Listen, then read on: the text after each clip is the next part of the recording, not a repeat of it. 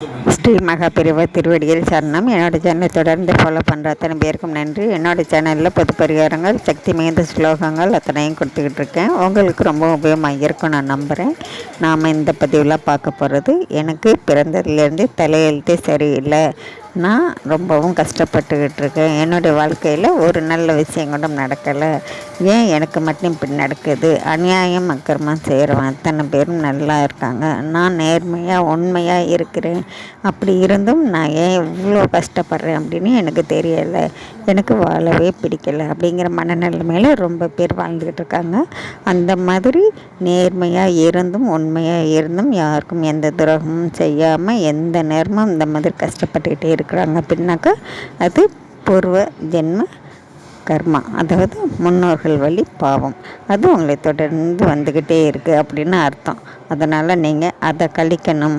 அப்படிங்கும் பொழுது அப்படி செஞ்சால் தான் உங்கள் வாழ்க்கையில் எந்த ஒரு நல்ல விஷயமும் நடக்கும்.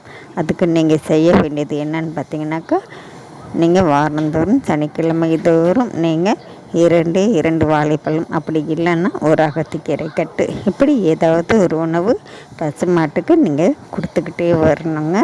அது கூடவே நீங்கள் சனிக்கிழமையில் கால பைரவருக்கு ஒரு எலுப்ப எண்ணெயால் விளக்கு போட்டு ஸ்ரீ கால பைரவாய நமக அப்படிங்கிற மந்திரத்தை நீங்கள் சொல்லி வணங்கிட்டு, என்னை தொடர்ந்து வரக்கூடிய பாவம் அத்தனையும் தீரணும்னு சொல்லி மனசார வேண்டிக்கோங்க.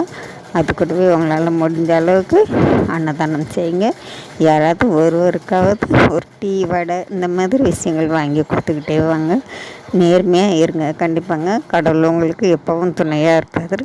இந்த பசுமாட்டுக்கு கொடுக்கறது தினந்தோறும் கூட கொடுக்கலாங்க.